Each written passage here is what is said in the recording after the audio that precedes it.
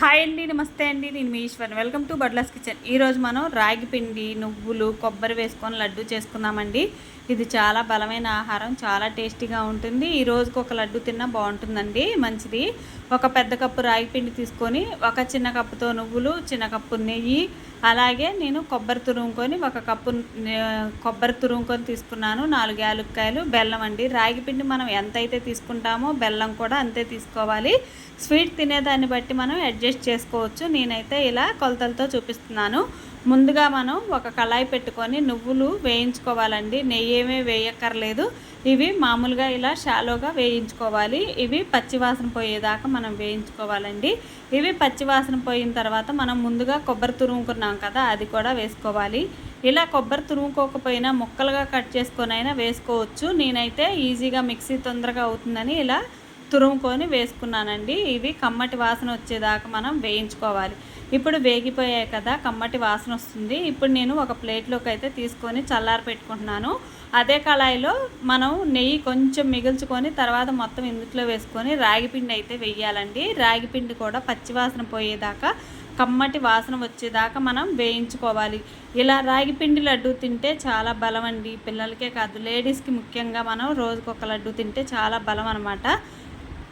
ఇప్పుడు ఇది పచ్చివాసన పోయింది కదా, ఇలా వేగాలండి. వేగితేనే మనకి పచ్చివాసన పోయి లడ్డు కమ్మగా తింటుంటే తినాలనిపించేలాగా ఉంటుంది. చూసారా, ఇలా వేగాలి. ఇప్పుడు స్టవ్ ఆఫ్ చేసుకొని నేను పక్కకు పెట్టేసుకుంటున్నానండి. ఇప్పుడు ముందుగా నేను నువ్వులు, కొబ్బరి చల్లారి పెట్టుకున్నాను కదా, ఇవి మిక్సీ పట్టుకుంటున్నాను. ఇందులోనే 4 యాలక్కాయలు కూడా వేసుకుంటున్నాను. మీ దగ్గర యాలక్కాయల పొడి ఉంటే ఇది స్కిప్ చేయండి, విడిగా వేసుకోండి. నేనైతే ఇలా పట్టేసుకుంటున్నాను. ఇవి మెత్తగా పౌడర్ చేసుకోవాలండి. ఈలోపు నేను ఒక గిన్నె తీసుకొని మనం బెల్లం నలగొట్టుకొని ఇందులో వేసుకొని కొన్ని వాటర్ వేసుకోవాలండి. మరీ ఎక్కువేం అవసరం లేదు. ఒక పావు గ్లాస్ వాటర్ వేసుకున్నా చాలండి, లేదా ఒక 5-6 స్పూన్లు వాటర్ వేసుకొని మనం కరగపెట్టుకోవాలి. ఇది మరీ పాకమేం రావక్కర్లేదండి. ఇది కరిగి కొంచెం లైట్గా తీగ పాకం లాగా వస్తే చాలు. మరీ మనకేమీ ఎక్కువ రావక్కర్లేదు. మరీ గట్టిగా ఉంటే లడ్డు గట్టి పడిపోతుంది, బాగోదు.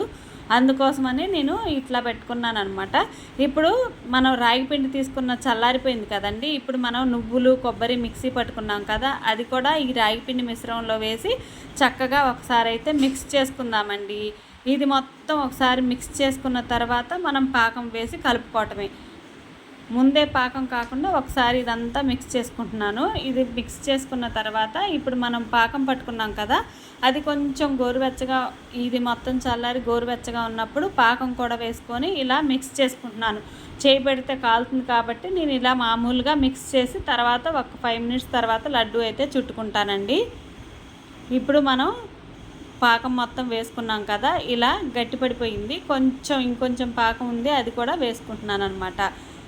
ఇప్పుడు మనం కావాలంటే ఒక 2 స్పూన్లు నెయ్యి కూడా ఇందులోనే వేసుకోవచ్చండి. మనకి లడ్డు చుట్టడం ఈజీగా వస్తుంది. ఒకవేళ మనకి రాలేదనుకోండి, 1 స్పూన్ 2 స్పూన్లు నెయ్యి కరగపెట్టి వేసుకుంటే చక్కగా వస్తుందండి. చూసారా, మొత్తం నేను పాకం మొత్తం పట్టిందండి నేను వేసుకున్నది. చక్కగా ఇలా లడ్డు చుట్టుకోవడమేనండి. అదంతా మిక్స్ చేసుకున్న తర్వాత కావాలనుకుంటే ఇదే ప్లేస్లో జీడిపప్పు ముక్కలు, బాదం పప్పు ముక్కలు ఏవైనా మనం పెట్టుకోవచ్చు.